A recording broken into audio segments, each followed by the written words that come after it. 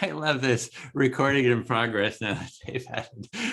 So who you want to go first, or who wants to keep time? I have a timer here. I always keep time. It helps me if even if someone else is keeping time, just to keep track for myself. Okay, great. And I will go first. All right. So listening.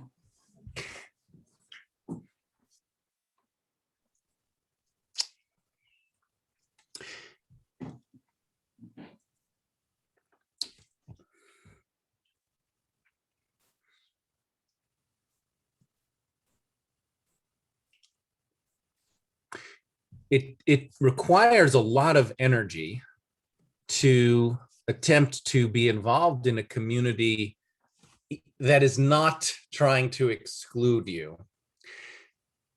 It takes even more energy to try to be involved in a community where there is, some pushback. So I take your points that the trainings are led by a person who's then given control to decide who participates. That is reasonable. However, if the governance, or if the person who's leading that is given rein to lead for an extended period of time, don't know exactly how long Bill was leading those trainings, but it seemed better part of half a year or 3/4 of a year, then effectively, right, they are excluding. I'm excluded from the community, because it's not like there were different trainers leading different trainings rotating. It was Bill doing it every time. And so you say that I wasn't banned, but effectively I was banned from that community. And you went through a lot of cohorts, and the people who were not banned then get to build their relationships, they get to build their connections, build a kind of a story about me. So it's a little hurtful for you to say that I haven't been active when I have tried so hard to be engaged in the building a culture of empathy community, and have been pushed out. Can I reflect maybe that's quite a bit. So I was hearing there was something about, to begin with, like the amount of energy involved in being part of a group where you're not banned, and then there's also a level of energy if you are banned. So that's kind of how I kind of got what I heard getting started. And then you're kind of going into, I'm hearing that I saying that you're not banned, but because, Bill doesn't want you in his cohort, that you are sort of effectively banned. People are developing relationships with each other, and it's hard to be part of a community if you're not able to take part and develop those relationships. Right, especially if the person who is doing the trainings has a monopoly on doing the trainings. That that person, Bill, is the one leading the trainings, and he led them for months. He had a kind of monopoly on leading them for months and months and months. It's not like, there's a different training every month, and that I can't work with that trainer. I just can't do the trainings because Bill's, my understanding is that Bill was the only trainer for a long time. Mm-hmm. Yeah, so it's like you're effectively banned because Bill's the ongoing trainer for half a year or whatever. And since he doesn't want you in the cohort, you're sort of effectively banned. So it's not fair to say that you haven't been banned, because kind of de facto you have been, because he's the only trainer. Yeah. Yeah. Which brings me to a question about the governance of the Building a Culture of Empathy group, which I think gets overlooked or passed on. The focus becomes the Empathy Circle. But the fact that there is a group, the Building a Culture of Empathy group, ostensibly, what's the organization of that? Because I've known you for years and I've tried to get involved in it, and there's a barrier to to involvement. There are different barriers, not completely blocked, but like I was saying, yeah, it just at some point it becomes not worth the energy it requires to have any participation. So you're kind of just wondering how the governance works, like sort of unclear. And it sounds like you've been sort of blocked, but not. And so you're kind of seeing that it takes a lot of work to kind of navigate all of that. And it's maybe hasn't been worth it. I'll be blunt and say it seems clear to me that you make the decisions. That's the way the governance works. But it's my time. I'll get into that in my next share. Okay. So. Yeah. So you're saying that I make the decisions about governance, and that's going to continue with that. Thank you. Yeah. So, see where to start. We had a conversation about this before. So, my position is I want everyone in the world to learn, be able to take part in an empathy circle facilitation training. So that's kind of my foundational principle or value. And, I want you to be able to take part in a training. So I'll just start with that. You want to be clear that your position is that you'd like me to be able to have access, me and everyone. You'd like everyone to be able to have access to taking a training. And when we talked last time, that's kind of why I wanted to talk to you about it. I was actually thinking, well, I can just hold it a little separate. I'll be the trainer, have a small group with you in it. And then, then you can do the training. So that you can take part in the training. So that was sort of one thing I had thought of. And as we talked last time, it's like I kind of laid out the structure of the training, and that has didactic components, and there's the structure. But and the sense I got was like, oh, I don't want to take part. That's not the kind of thing I like to do. It's like I don't like that level of structure or the design of it. So that's sort of what I heard there, was that you didn't want to even take part in the training because you kind of, after hearing kind of how it was designed, it was like, oh, I'm not really even interested in that. So that was my understanding of it. So we had a discussion about this, and at the time you were thinking that you would even create a training just for me or for a few people so that I could have access. But in our discussion, I said that I didn't like what the training, the format of didactic learning, and that I decided I didn't want in the end to participate. Yeah, that was my understanding. It wasn't like, hey, this is I'm excluded and I have to fight to be heard, and I don't want to take part because of I've been excluded or something. So I didn't think that's what you kind of put in your post. I didn't think that was the reason. Maybe it was. I don't know. I guess we'll hear from you. But I thought it was, oh, okay. I understand how the process works, and I don't really want to take part. And I thought, oh, okay, well, that sort of clears up that, because I want to have the principle of everyone can take part in a training.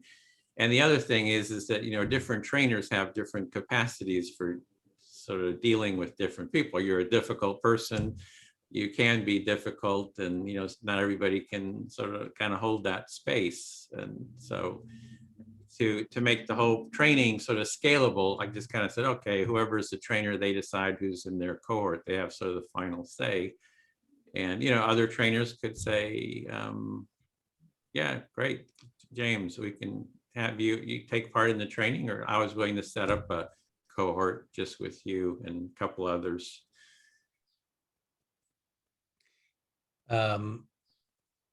Different, so I'll try to get it. Yeah. Different trainers have different capacities, and I'm a difficult person, or I can be, and so some people, yeah, for some people, so it made sense to you because you want to make the trainings scalable.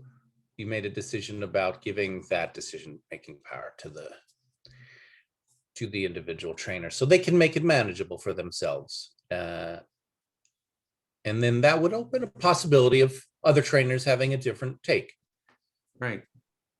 Yeah, right, exactly. So there has been another cohort. There was an Australian cohort, so that was like different trainers, and now we have this cohort with Anne and Dean being the trainers. So that's a a cohort that you could check with them if it works for you to take part. And so that's another option. I mean, the other option too is I think Bill should have an empathy circle with you. That would be kind of what I've been advocating for, just like I'm always glad to have an empathy circle and talk about it. And so, I mean, I haven't heard what his recent position is. We didn't seem to want to, or. So you had a cohort that was not Bill, it was the Australian cohort, and now you have a new cohort with Anne and Dean,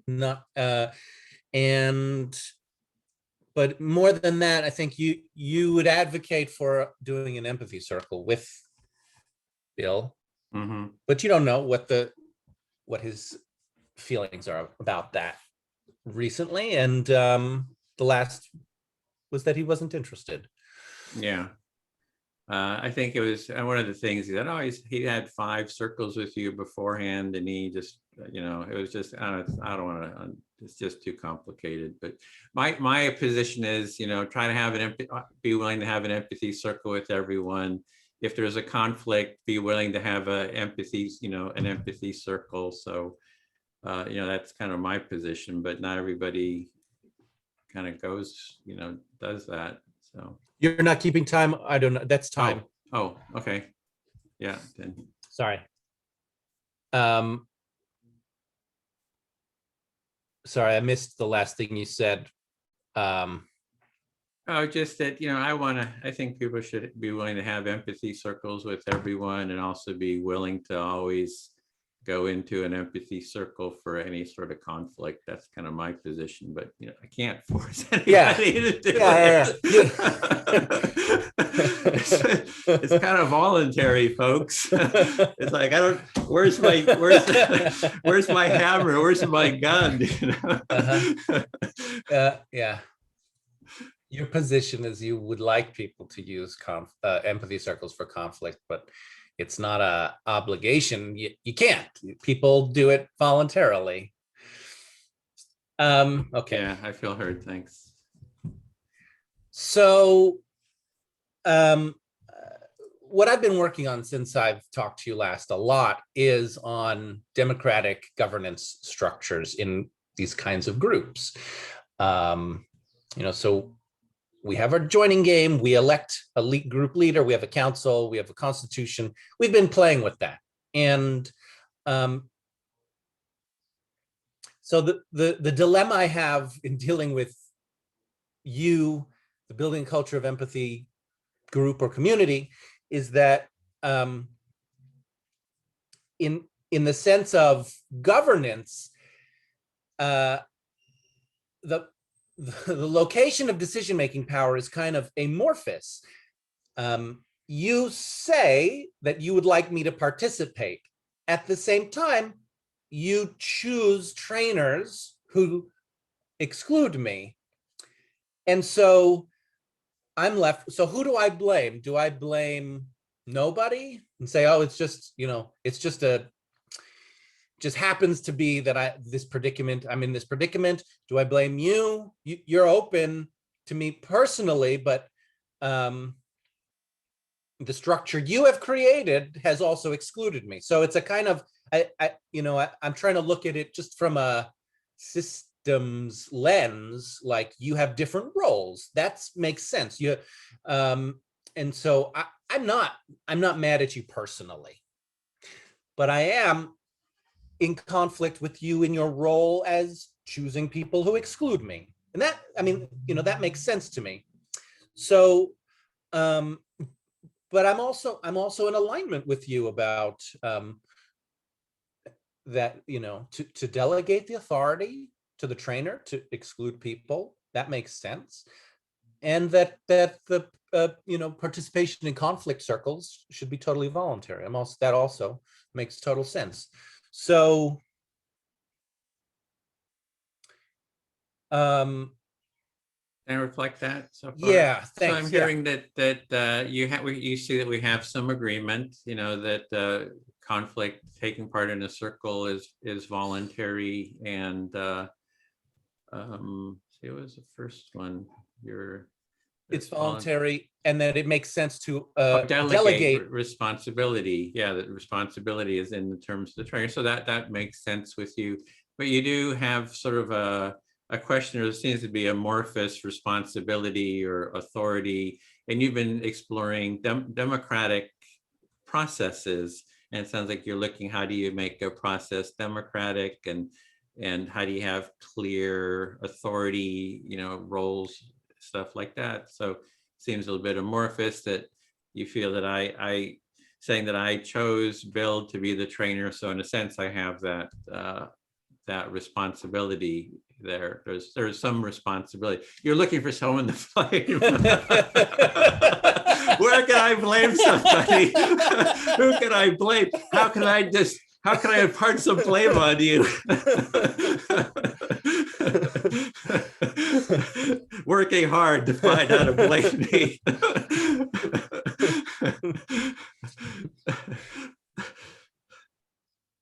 Yeah. I got mixed up. I'm the one speaking, not you. Yeah. Okay. Yeah. You know what? And blame. I mean, blame has a bad connotation, but I think the authority is really the word that I'm looking for, which is that I think authority can be invisible, and that creates frustration. I would rather, in a way, I think it would make more sense to me, actually, if you just said straightforwardly, yes, James, I make the decisions in this group. I chose Bill. Bill is choosing to exclude you. So in effect, I'm choosing to exclude you. It's not personal against you, James, and we can find a different configuration that works. But yeah, I am, taking on my authority as this group leader. And that's the way that's how it's structured, just by the fact that you don't have a personal issue with me, but other people do. So you just like a clear sense of authority, where does authority lie? And then you would like me to take responsibility for what you see as the authority that I do have in terms of choosing Bill as a trainer. Yes, thank you. Okay. Well, yeah. So in terms, where does authority? With the empathy circle, I try to have the process that people sort of take their own authority, right? There's sort of a convener or the facilitator, and there's like circles going all over the place that I have no idea, what they're doing, when they're doing it, and it's like, they're just taking their own responsibility and authority for holding those circles, and it's kind of spread throughout XR. So that's the empathy circle itself. It's just a process that anyone can use. So I don't really see what I can, I don't take responsibility or authority for what people do in those circles. Would you like a reflection? Yeah, so I would.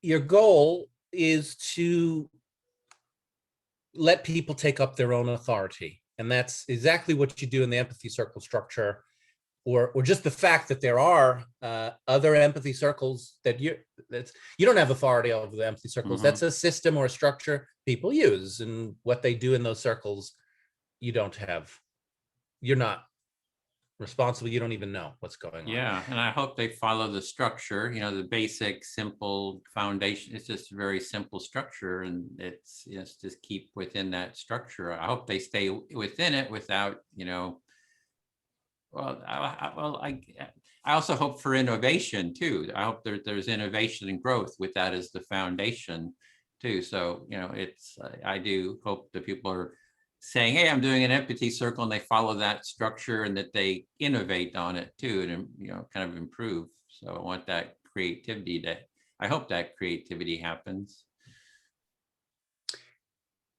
You hope that they're following the structures as you think the structure is, but you also hope that there is innovation too, that people can work whatever local innovations make sense that they develop. Yeah. And then, so that's the authority there. It's more like a process that gets, kind of put out there and try to get promoted. I just think it's a constructive, practice. And then the other is the training, and the training actually, Bill and Lou are the ones who developed sort of the core foundation of it. And then I've just been sort of iterating and building on it. And I'm hoping, and the structure is such that people can hopefully learn if there's a process of becoming a trainee and then a trainer. So I hope, just like the Empathy Circle, anyone can kind of start a circle, that there'll be a whole tool set that anyone can just start holding their trainings on their own. So there'll be a tool set, and I don't want to manage. I don't like managing all, a bunch of, like a big organization and all the responsibility. And so. So your vision is a decentralized vision where other people are managing the details, even so far as to offering their own trainings. Mm-hmm. And that makes more sense to you than being at the head of a bureaucracy. Yeah. So, I think, there's, all this, there's been discussion, oh, should we teach psychopaths or narcissists or whatever empathy? And I'm like, sure, teach everybody. I mean, everybody should learn how to do an empathy circle. So I'm totally, if everybody just wants to follow the structure, I've done the empathy circle with Sam Backman, who's like the go-to guy in Europe for psychopath, narcissist, documentary about him. And we had a great time. It's like, so he's like, yeah, it's like, yeah, I'll just pause there, I guess. So a question in the community that comes up is, should we teach psychopaths, narcissists? And you're absolutely in favor of anybody having access to empathy skills and empathy circle structure skills. Yeah, so that's kind of my position in terms of responsibility. I guess there is sort of question, how much, I did start the Center for Building a Culture of Empathy, and, it's, my organization, and, I do have a lot of authority over it, structurally too. So I decide what can be posted or, whatever. So, there is a lot of authority there, but I do try to spin things off so they can kind of run on its own. And I really like the XR holacracy, approach. Is you set a set of values, and principles, and then people kind of build on their own towards that set of values. So I kind of like that sort of model. So you acknowledge that you have this authority as the person who set up the Center for Building a Culture of Empathy, that you make decisions about things like what gets posted and other things, and you try to spin off that authority or make it so that it's spread out. You like the holacracy system that XR has used, where you put forward principles and then people build on a set of principles. Mm-hmm. Yeah, I feel heard.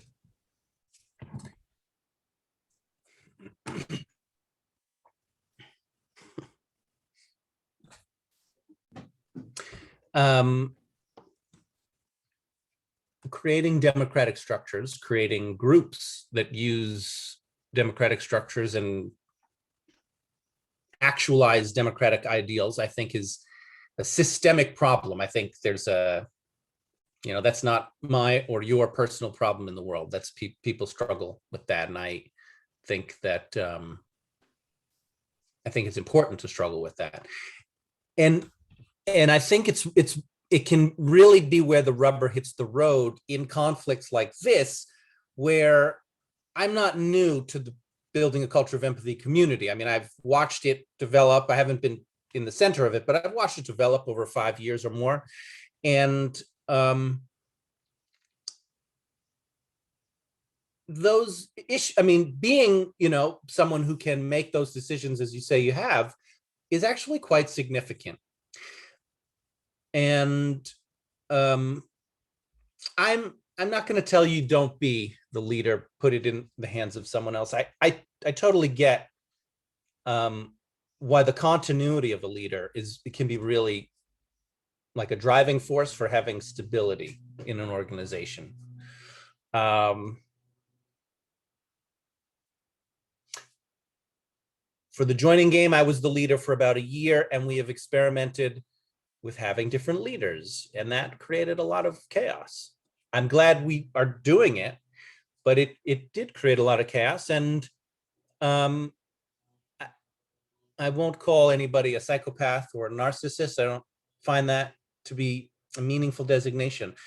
But we have people who participate who are very difficult for me. And I excluded somebody for a week. I excluded them, and I admit it's not a personal issue. I can't deal with it. I need a break, and I need to really decide if I want this person in the group. And I did that under my authority as the leader of the group. And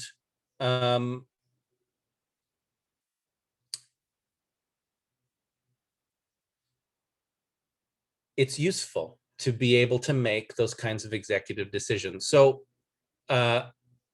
my desire is to be involved in the building culture of empathy community in a way where I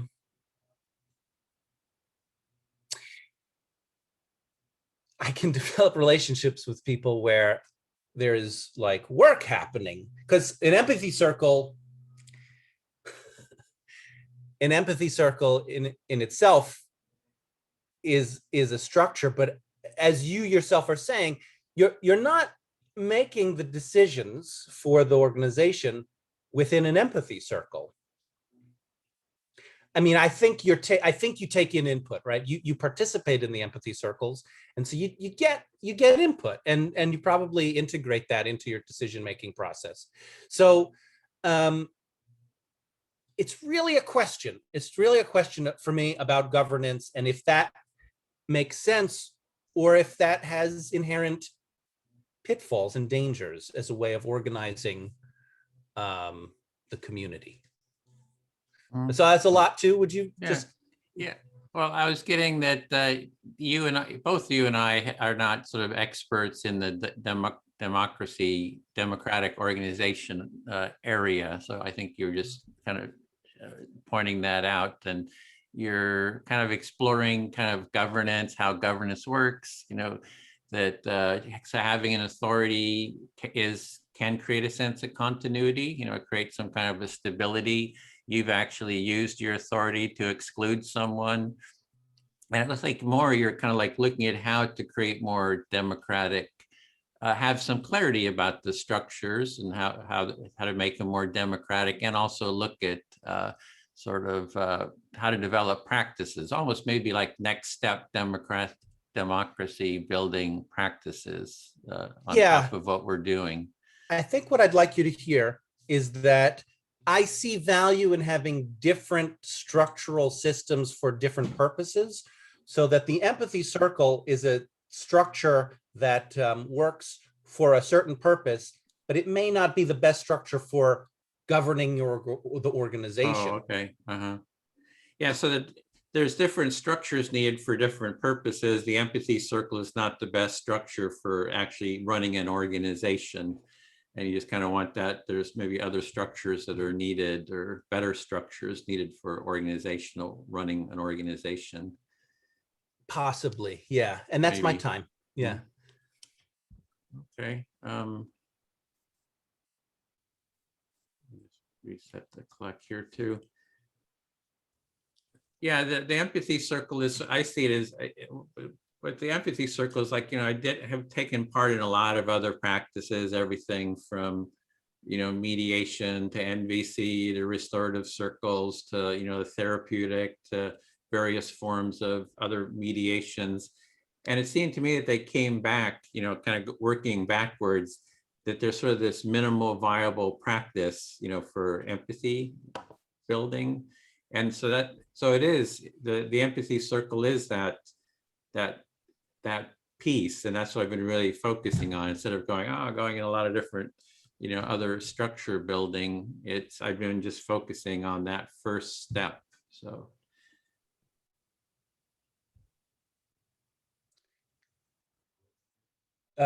So you've done different systems, and your focus, you like the empathy circle because it focuses on one key step, and that's the step you want basically focus on. Yeah, I see it as sort of a first step, even for counseling. All these therapists are using empathic listening, but how do they learn it? They can actually learn it in an empathy circle, right? You can use the practice for the empathy circle as sort of a gateway to other practices. Restorative circles is basically built on, active listening at a foundational level. So is so much other mediation that I've seen. So anyway, it's that first step that I'm trying to focus on. So what you're saying is, hey, all the different structures for governance and organizational development and stuff that, the empathy circle is sort of a foundational practice, but it's not, there's a lot of other layers that need to be created to run an organization, et cetera. So I think you said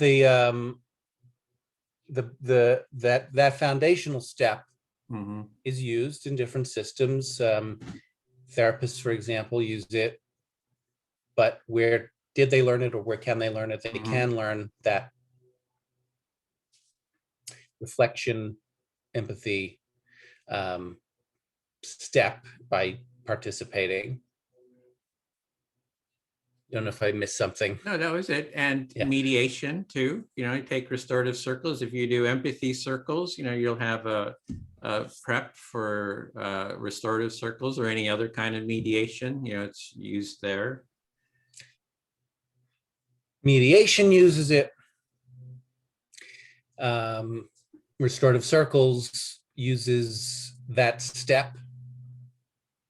Joining game has joining empathic listening as a listening. part of it. If you have people really well versed in empathy circles, that they'll be able to take part in the next step. So you go down the line, human-centered design, and that's a sophisticated design process, and that kind of, it has empathy as the first step. So I've just been focusing on that first step, because and it's the first step to spread it widely. If we can just get the whole world culture to use this, be familiar with this first step, then they can go do the joining game, or they can do whatever. But it says one simple first baby step, go for mass production versus, go deep in something. So that's kind of just where I'm coming from. Yeah, this step is really key. And you see the value of getting it spread as far and wide as possible, as opposed to going deeper into the intricacies of it. You see the real value in just focusing on that empathy step. Yeah. And so in terms of governance, I kind of run, I run the organization out of a shoebox. This is it. This is the Center for Building a Culture of Empathy, folks. There's my little couch for laying down when I get tired. There's my bookshelf. And, that's, let me even give you the tour. This is, I got 2 screens. and some lights up here. So that's the Center for Building a Culture of Empathy. Tell me about governance, folks. You're introducing the world to the Wizard of Oz behind the curtain.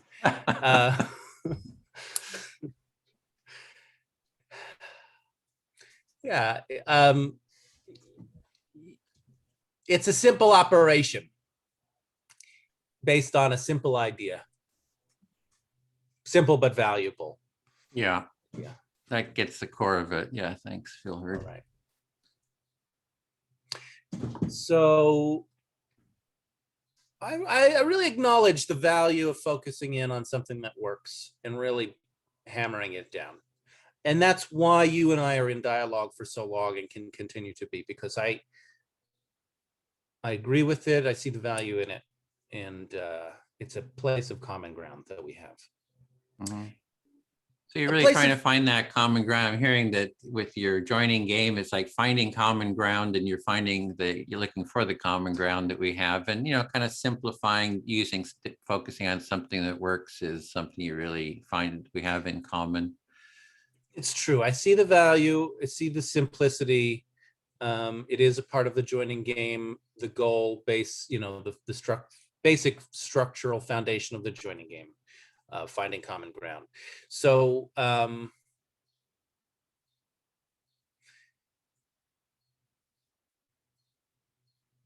another part of the joining game, though, is finding a way to integrate those differences rather than keeping them out. Where a system that has no common ground is too much chaos, but a system that only allows common ground and blocks out the differences starves itself. So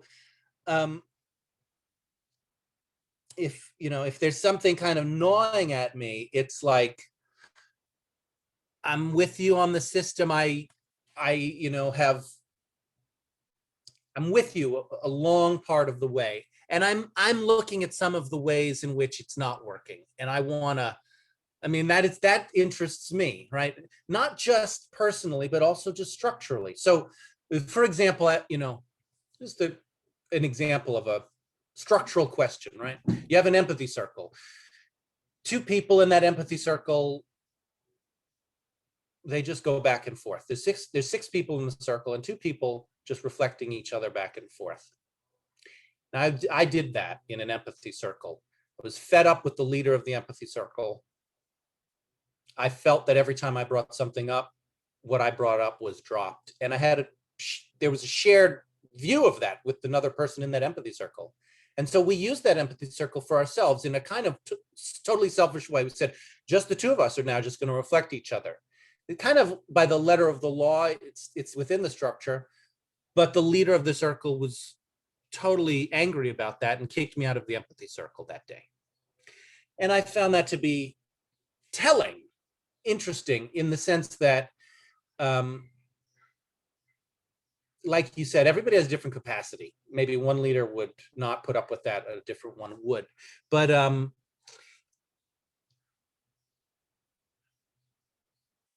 I think there are.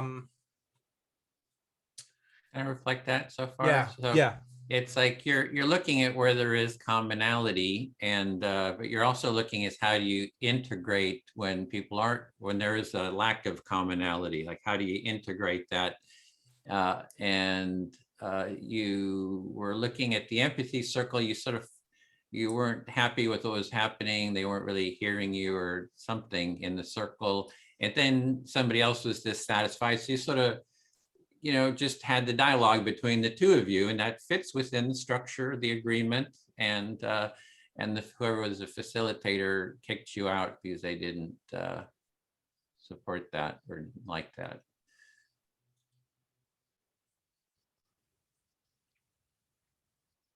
Yeah, and that's not what is that? I think pretty simply, I'm just personally interested in going deep into some of the this, what's going on really at the heart. So I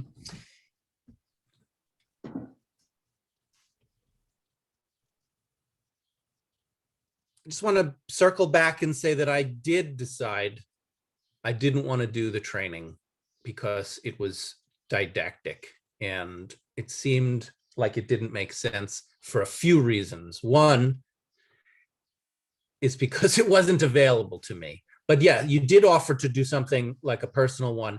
And that doesn't make, it didn't make sense to me. I think it still doesn't make sense to me. The kind of separate but equal, like, well, we'll keep the scapegoat in a training on their own, isolated. There's something that I don't like about that. And so, yeah, I declined those options. And yeah. Okay, so there were two reasons you declined the option. One was you felt it was separate but not equal. You were kind of feeling you're being scapegoated and you're being put into kind of a group of your own. And then the other one, the didactic part. So there was two parts to it.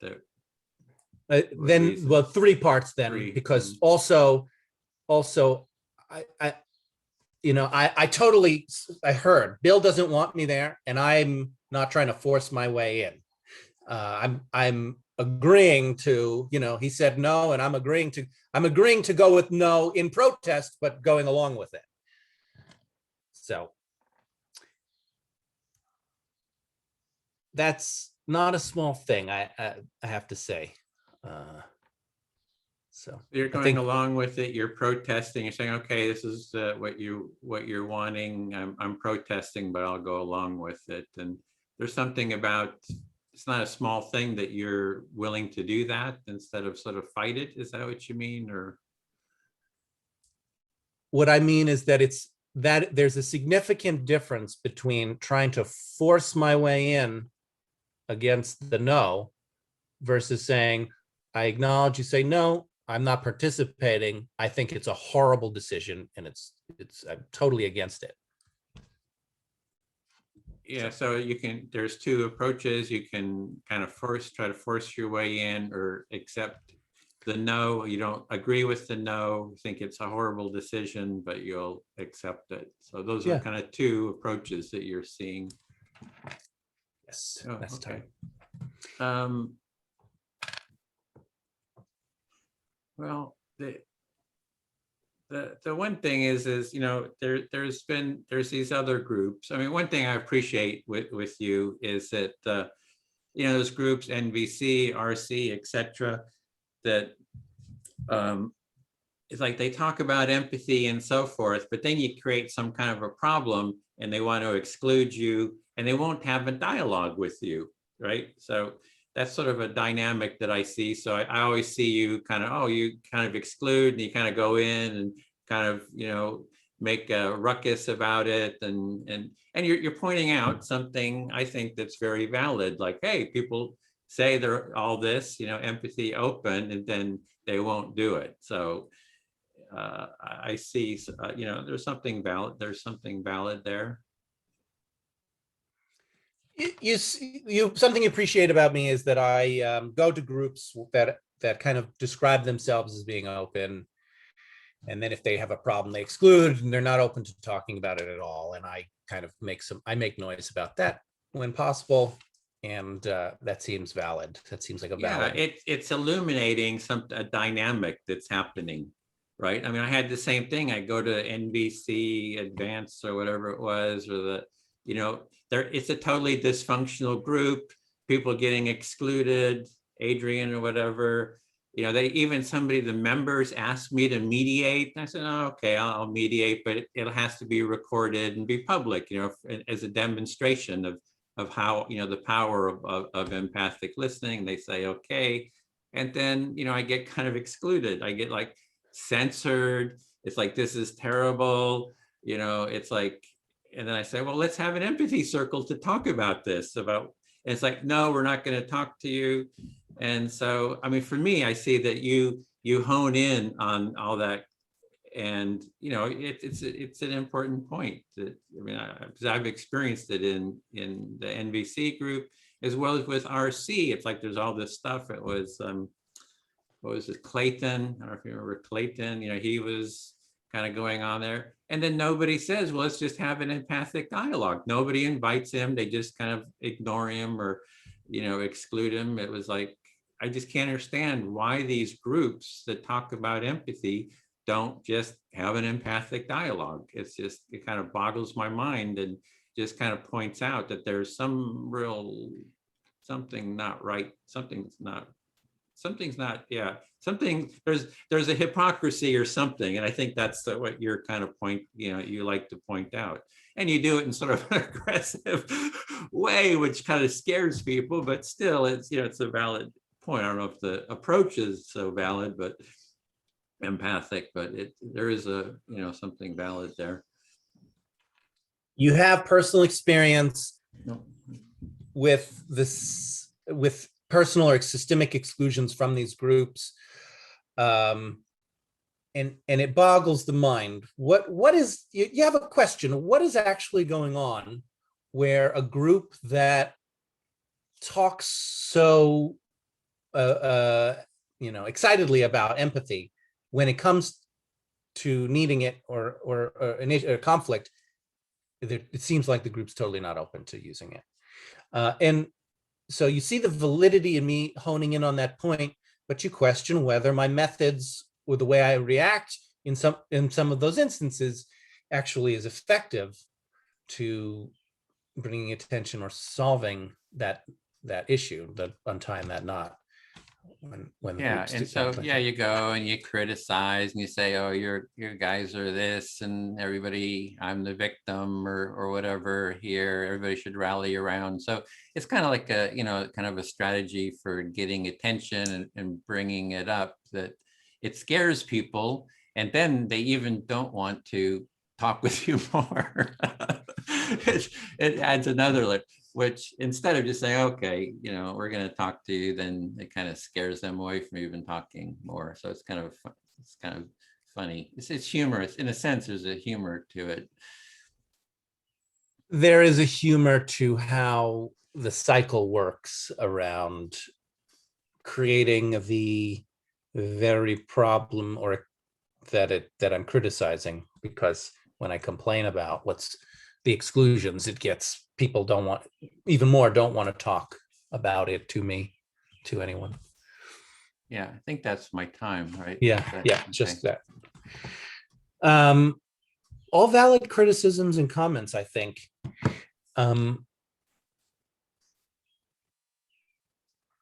I think I missed my calling as a First Amendment speech rights lawyer.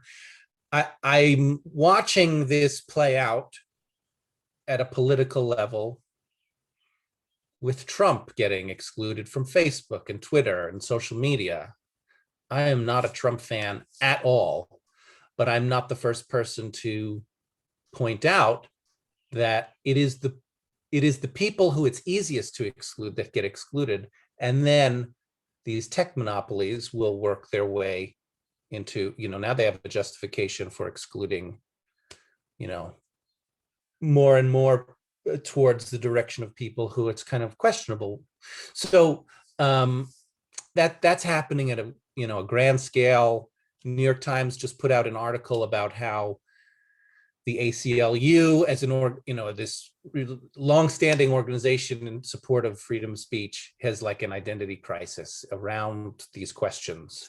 They used to support Nazis, and then some people in the organization are like, oh, we should never have done that.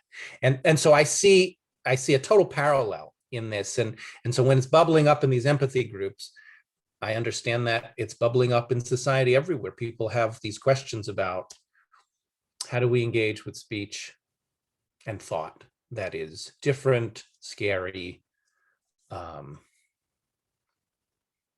uncomfortable? And yeah, I'm not an expert. I don't have all of the smooth ways of dealing with this. When I get excluded, sometimes I get really angry. I sometimes yell even. in empathy circles. And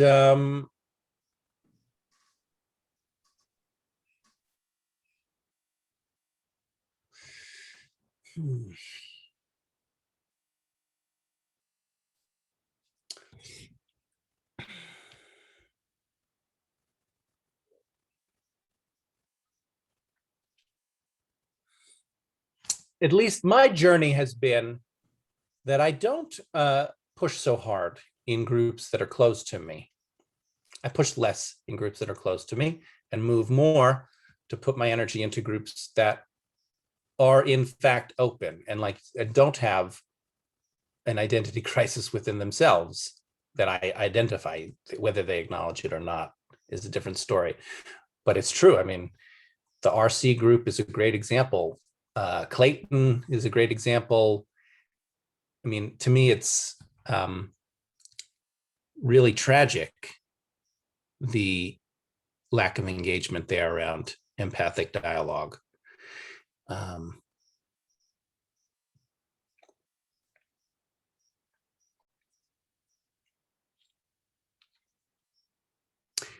Would you reflect that? Yeah.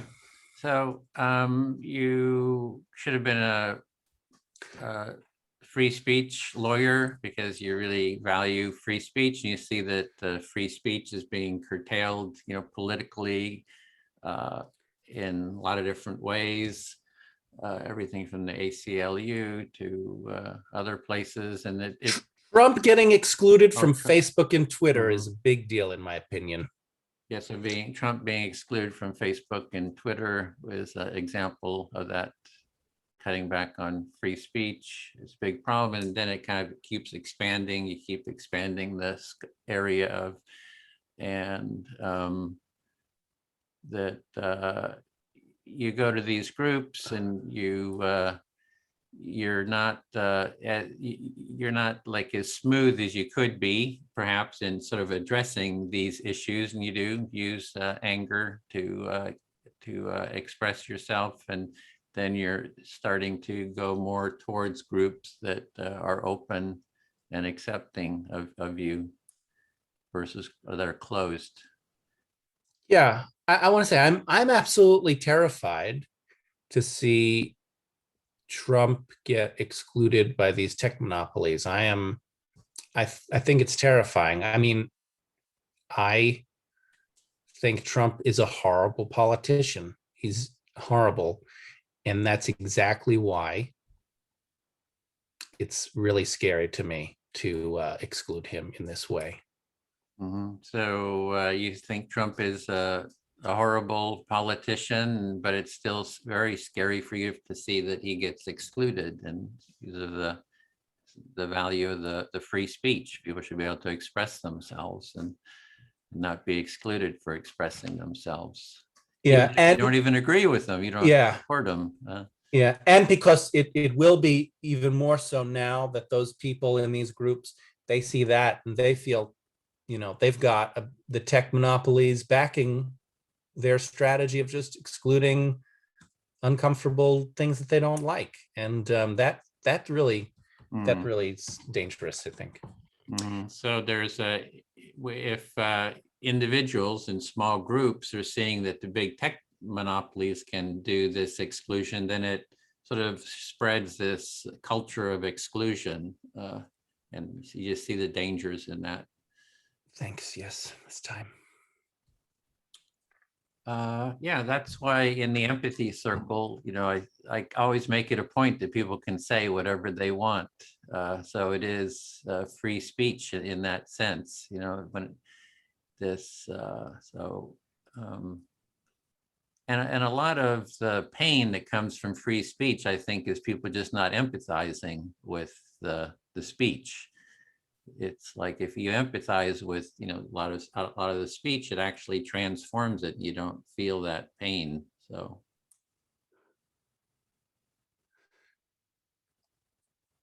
you advocate for free speech inside the empathy circle, and you think that the reason that people oppose free speech is because they don't empathize with the speech they hear. Well, don't make an effort. yeah, in a sense, they say, oh, I feel pain. And the reason they feel pain, though, is because it's a lack of empathy, right? It's like, oh, this person said something, I feel so pained. And they're in pain because they're lacking empathy for that person. And maybe, maybe they don't have the capacity for it. They're easily triggered, but I think at the core, it's sort of a lack of empathy. At the core is a lack of empathy. That is the source of the pain Yeah. that people have experienced.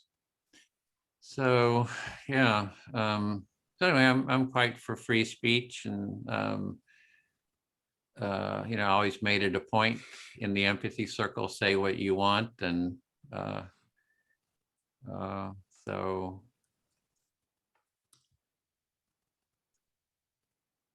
yeah, I guess that's I think it's important that people are able to express themselves and be heard.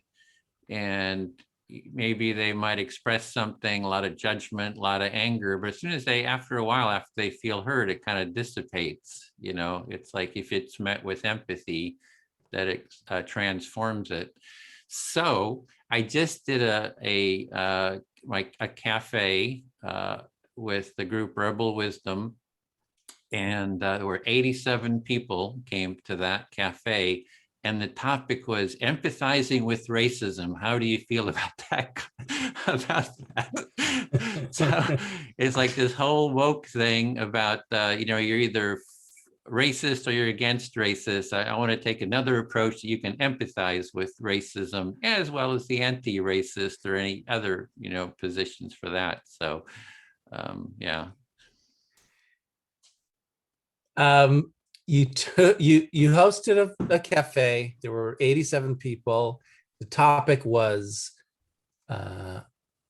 racism or empathizing with racism. Empathizing with racism. What comes up for you when you hear that? The topic was empathizing with racism. What comes up with you when you hear that? Yeah. And you're offering this alternative, this third way, after you're either a racist or you're anti-racist, that you can empathize with the racist, racist idea. And it can be it's you're empathizing with everyone and trying to bring everyone into an mutually empathic dialogue. So it's empathizing with the anti-racists too, and it's empathizing with people who are pained by the judgment of racism, and then bring people together into an empathic dialogue. So I think it's sort of the alternative to the current sort of woke culture, critical race theory. You see it as an alternative to woke ideology and critical race theory. And I'm kind of looking on how to sort of expand that. So I'm looking, creating more events around that. And it was 87 people, and I was like, oh, I'm going to kind of really step into it here. But you know me, I step into it, and it was great. It was like rave reviews. It's like, oh my God, we can finally talk about these topics. It's like, it's not polarized. I go into these situations and it's all polarized. You can't talk about it. You can't go into the nuances. It's like, it was like, sort of like, it got really good. The energy shifted from starting off super tense to just a sense of connection and, understanding and kind of warmth. It was pretty amazing. So you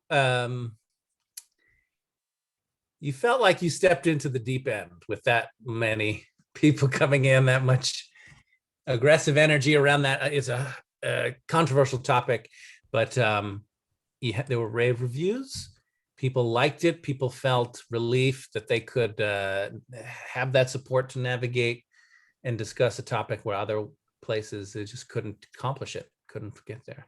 Yeah, feel heard. I think it was my time. Yeah. Sounds great. Sad I missed it. I think that I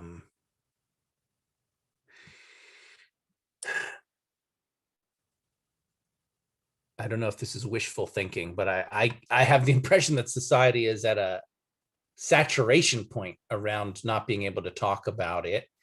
And society is in like a cycle, like a repetitive, compulsive cycle about accusing people of racism, destroying their career, looking for the next victim.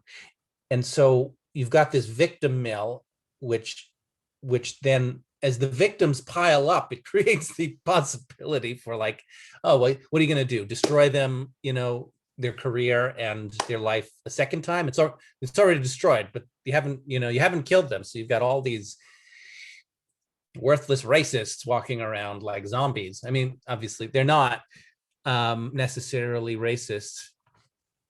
A long-winded way of saying I love it. I mean, it's needed. And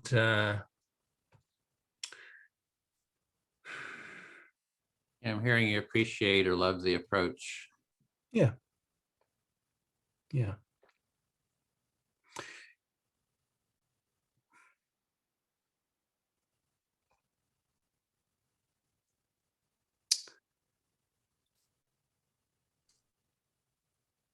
Even, so I was maybe still am involved in an XR group, and we had a lot of people come, hundreds of people come, in fact, to these Zoom meetings that we scheduled. And I am happy that we did them, but even as like one of the key organizers, walked away feeling disappointed that there wasn't enough opportunity for this kind of engagement amongst the participants, and that it was speakers. And I mean, it was not my event. It was an event that we put together, a group of people put together, but I find myself pulling away, and just because I like people being able to, where it's more decentralized and people can engage. And the thing that I found frustrating was not so much that it was from the leadership, but actually that's what people like. That's what people come for. You offer an event where people can engage and people don't come. And then you offer an event where you have like big names and there's 500 people there. And I just thought, that's not interesting to me. And yeah, so you were doing, I think it was XR World events, and some people have walked away, and you were, quite involved in it, and you've been becoming less interested in it because it's very much sort of a speaker oriented sort of a process. And it's not just that, there's all these speakers, but that's really what the people want, is these speakers. So it's like, what's, why? And you're more interested in sort of this dialogic, I think, what we're doing, where you have this engaged dialogue. Yeah. So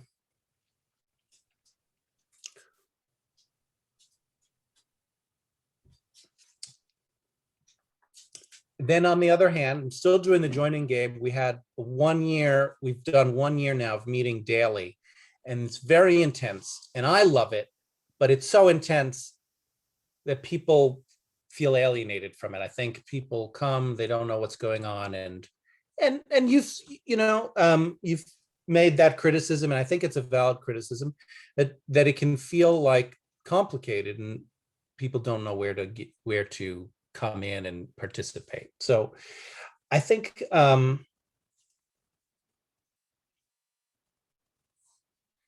I think it's important for all of these strategies to be on the table. I would not want to eliminate any of them, the Empathy Circle, the joining game, or the speakers, big speaker events, but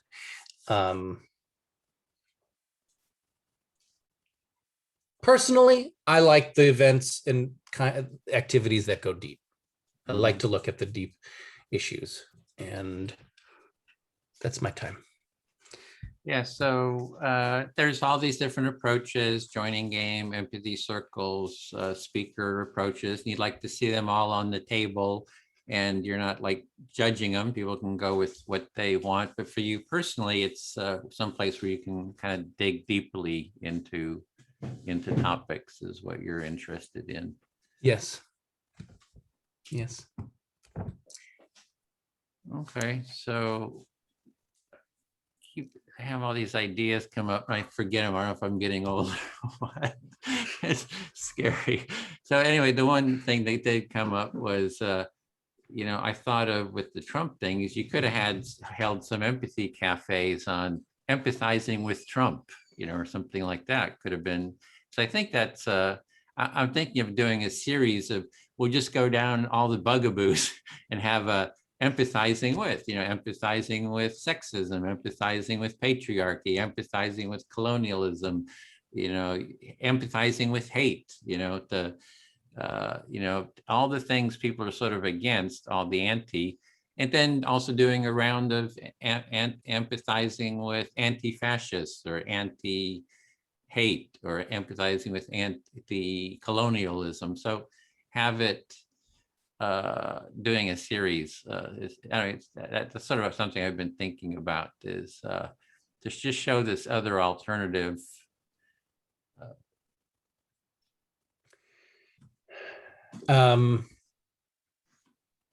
You want to have a series of bugaboo topic events for all the tough questions, so that people can empathize with these tough with people in these tough issues and the issues themselves, and just go down the line and make that available.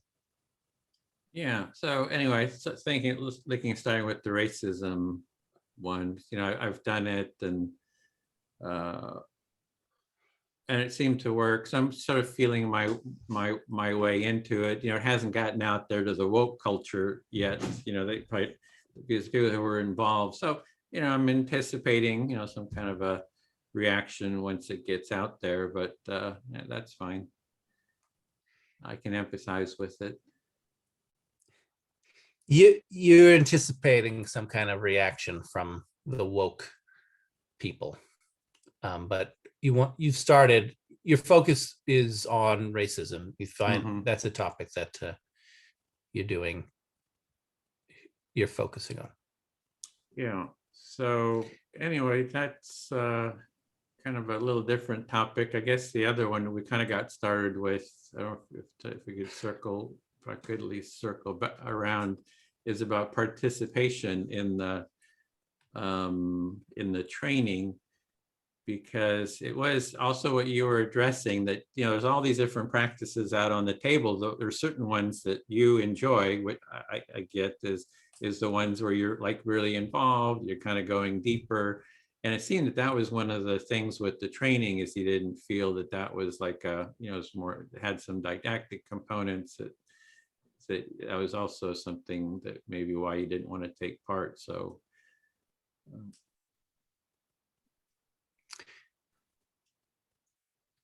you're bringing up the topic of my participation again, and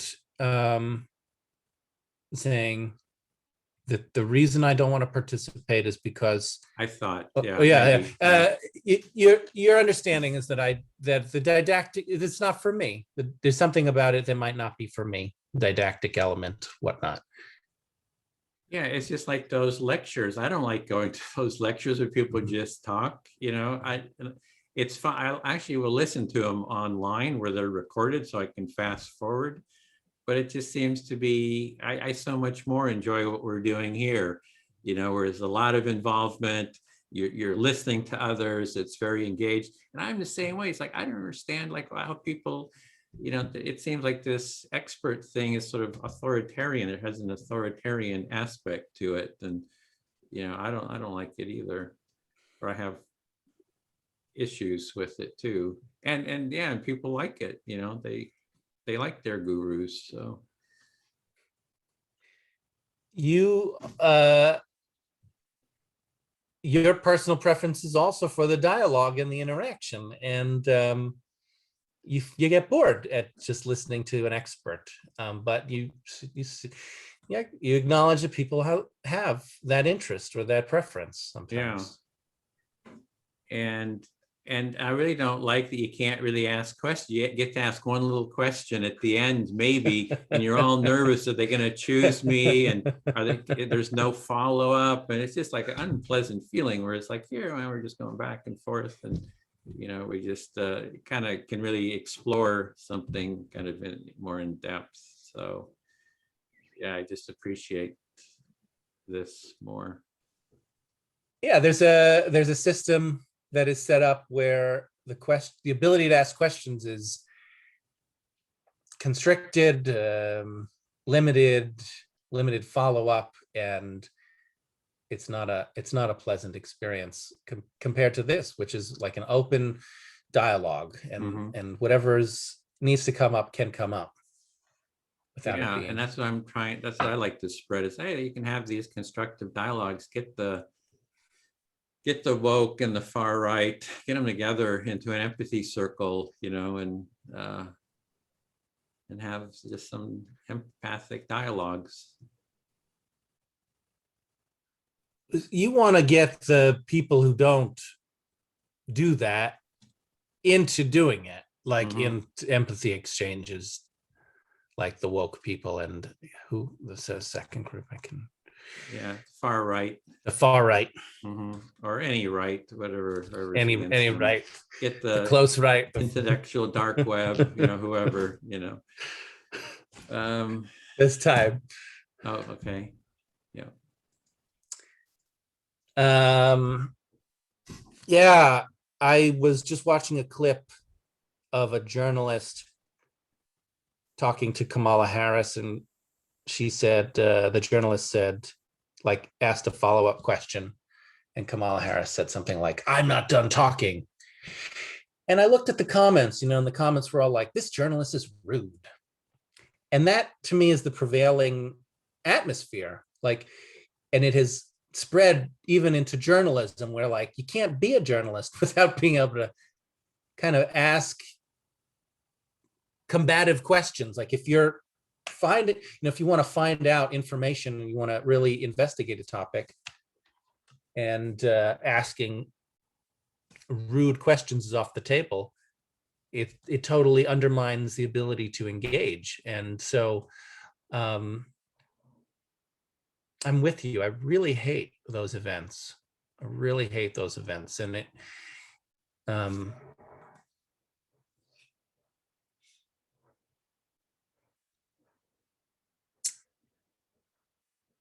I find that a lot of the justification for those events is to keep things on track. But I think that that's a really euphemistic way of saying controlling the narrative. And there's a kind of epidemic of like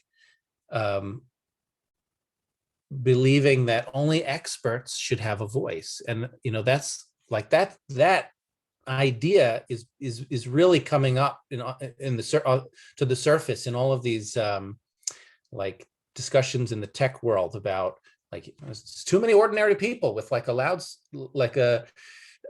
voice, and they've dared to say things like about COVID and the vaccines that are not the establishment line, and we have to like, let's brand it as misinformation. Let's put warnings on their comments, and even let's get them offline because they're wrong, and we need to get rid of the wrong people. It's very frightening for me. So I think anybody involved in what you're doing and trying to get that maintain, make it so that people can talk is going to be a target. Like, again, we haven't talked in a while, some of the some of the things that have happened, but like some of the private sites that like Gab or whatever that wanted to have their own conversations, they were, Apple kicked them off the App Store, and they were accused of letting right-wing people talk.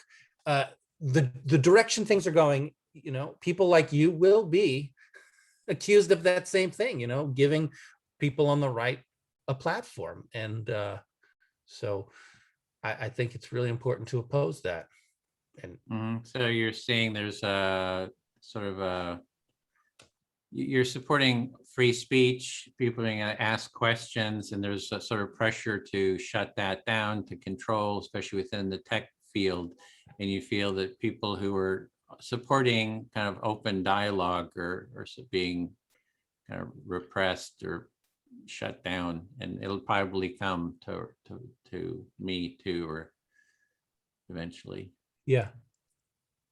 yeah. And it's not just I think it's a to call it the tech space. It's like, that's where we all meet, I mean, it just happens to be tech.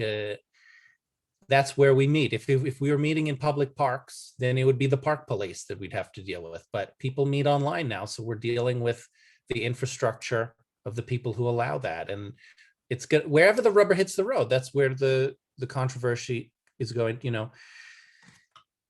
These, again, it's questions of authority, like who controls the online spaces. I didn't know about your racism event. If I had, I might have gone. I'm not blaming you, but how do we stay in contact? And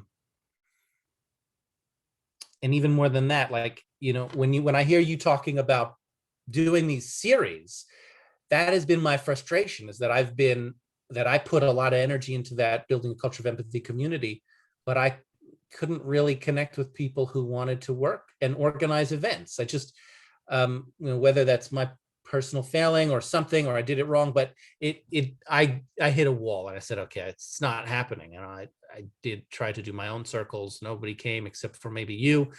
And I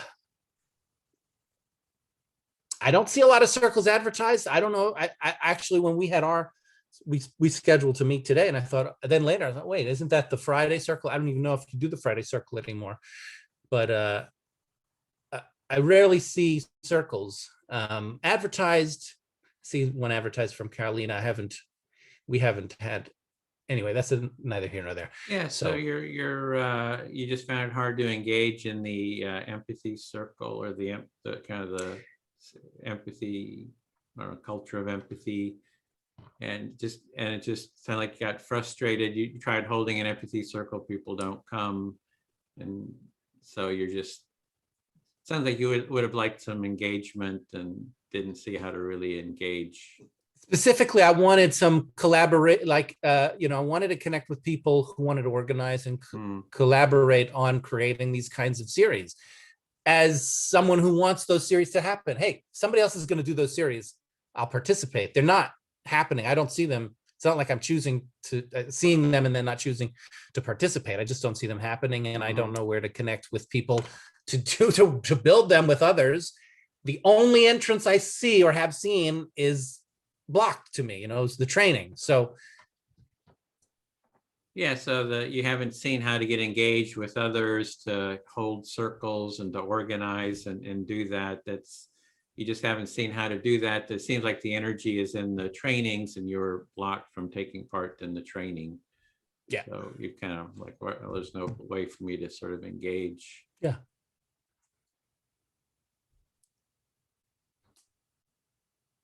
That's my time. Okay. Yeah, the Friday circle, I just canceled it because people weren't coming. So same thing for me. Sometimes I just kind of hold stuff and people just don't show up, or it kind of goes in cycles. At one point we had 35 people and slowly it dribbles down. I don't know. So I don't have the magic, bullet for the events.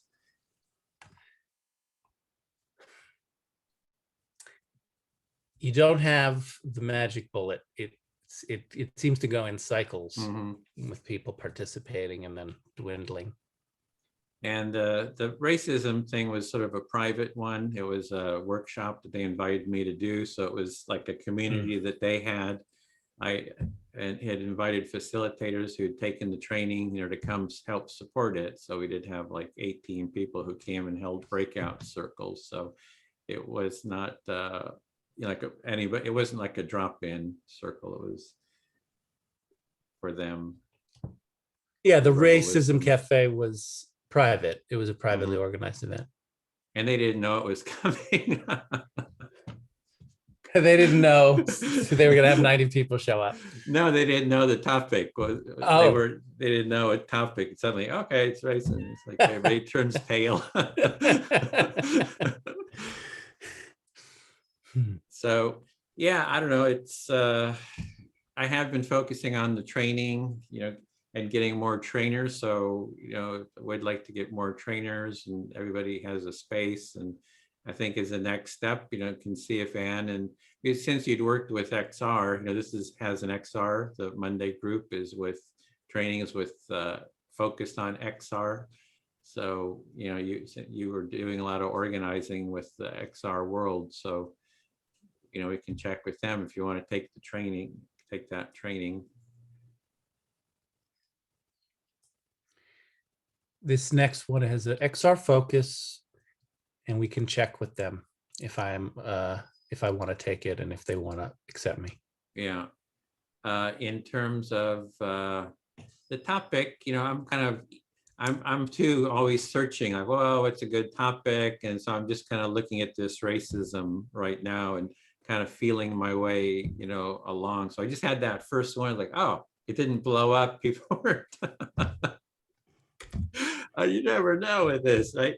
And it actually was like really great. I was like, wow, this is like better than I expected, framing it in. And I've got an email that I sent out to sort of explain it. I'll send that to you, to ground it in empathy. This is an alternative, and gave stories. That kind of set it up, talked about Daryl Davis and his empathy with listening to the KKK and how it transformed people. So anyway, it kind of works. I'm looking for the next steps. I'm not quite sure what to do, but I had thought of you. I thought if anybody would be crazy enough to step into this, it'd probably be James. So I had thought of you too. Yeah. You had a secret plan to throw me under the bus of 90 angry people, woke activists, because you thought I would be crazy enough to agree. But you're still brainstorming exactly how your master plan, you want to put that into action. Yeah, it wasn't woke activists. They were more middle of the road seeker types. The filmmaker, it's built, Rebel Wisdom was they were actually making a documentary about Gordon Peterson just before everything exploded with him. So they're kind of in that. They've interviewed, intellectual dark web folks, kind of doing all kinds of topics there. So it's not the woke community. Different community, middle of the road people who were doing a Jordan Peterson documentary. He had done it. The filmmaker who's behind the Rebel Wisdom group, he had done a documentary on Jordan Peterson. I don't know if you know him, but okay. No. Filmmaker behind a documentary. Jordan Peterson is someone who kind of came out kind of opposing, the kind of woke culture. And he's like got a really big name and following now on the center right, I would say. Yeah. Jordan Peterson, I know. So I just didn't follow. The Rebel Wisdom is the group or the name of the documentary. And anyway. The person behind Rebel Wisdom is a filmmaker who made a documentary about Jordan Peterson. Person behind Rebel Wisdom is a filmmaker doing a documentary on. Had done it. It's already. Has already done it. Has already made a documentary on Jordan Peterson. Yeah, that's, I feel heard. But also, you probably should close. We're going to go for an hour and a half. Yeah. So I don't know if there's any next steps or anything. Do, or... To close, I want to say, so I checked the schedule. I was interested in doing the training. I checked the schedule. That the schedule is not going to work for me. So I will just say that the stars are not aligned for this time. But I appreciate the guidance and staying with me on this question. I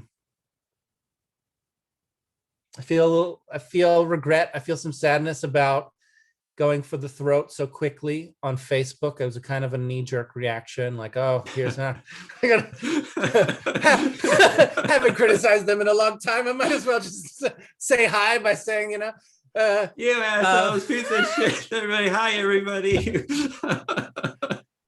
That's my problem. Modus operandi. Yeah, it's what terrifies everyone. It both works and it doesn't work.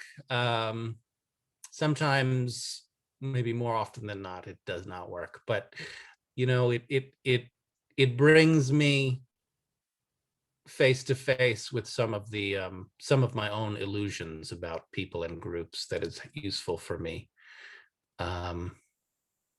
Anyway, thank you for not being scared, and for proposing this conversation, which I enjoyed. Yeah, it's great to connect. I always enjoy getting together, talking with you, and always have a good time. And I'll post this and to be continued, I guess. Yeah. Yeah, I will add one thing, which is that the Joining Game group is very active. And, recently we joined as a group. 7 of us tried to join NVC Rising, and we were all excluded because I applied. They wanted to separate out me and approve everyone else. We said we won't do it if we can't all go. But sorry. So they're interested in doing an empathy circle with you. It was short notice, so nobody came today. But if you're open to it, people are interested in doing an empathy circle, and I told them I would propose that we schedule one with some time in advance so that they can participate. Okay, works for me. Yeah. So we do that via email. Yeah, we could do that via messaging. Yeah, I'd messaged that I was open for. It was kind of short notice for me bringing anyone. Yeah. Okay. Thank you, good. Edwin. Yeah. Be well. You too, James. Talk to you. Catch you Bye-bye. later. Bye.